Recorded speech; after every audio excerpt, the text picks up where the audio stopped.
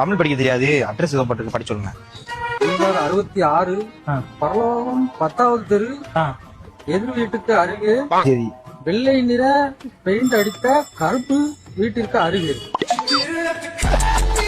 குடிசை வீட்டின் 3வது மாடிதான். குடிசை வீட்டுல 3வது ஃப்ளோரா 3rd ஃப்ளோர்?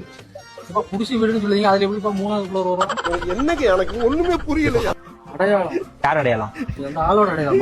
சரி சரி, படிக்க சொல்லுங்க எப்படி இருப்பாரு பாருங்க. கருகருவென பால் நிறத்தோடு முக்கிய அடையாளம் இரு கண்களா? எங்க மூக்குக்கு மேலையா மூக்கு கீழையா? தொடையில் மச்சம் வழக்கத்தலையும் அடர்த்தியான முடியை கொண்டிருப்பார். மேல் குறித்து திருப்பி பார்க்கவும். இது பாருங்க பாருங்க என்ன பண்றது. கீழ்கண்ட முகவரி திரும்பவும் முன்பக்கத்தை படிக்கவும். முன்னாடி படிங்க. முன்னாடி அதான் திரும்ப எழுதிருக்கு. போன் நம்பர் கேட்டிருக்கு. போன் நம்பர் சரியாக தெரியவில்லை. நல்லா பார்த்து சொல்லுங்க. நல்லா சரியா தெரியலப்பா, கொஞ்சம் நல்லா பார்த்து சொல்லுங்க. எந்த நம்பர் போட்டு முடிச்சுங்க, நான் அப்படியே அடிச்சிடறேன். இப்ப சரியாக தெரியவில்லைன்னு தான் எழுதிருக்கு. பின்கோடு போட்டிருக்கு, போன் நம்பரில் கடைசி 6 நம்பர் போட்டிருக்கு. பின்கோடு போன் நம்பர்ல கடைசி 6, அது என்னது சொல்லுங்க. அதான்ப்பா போன் நம்பரே போடலையே.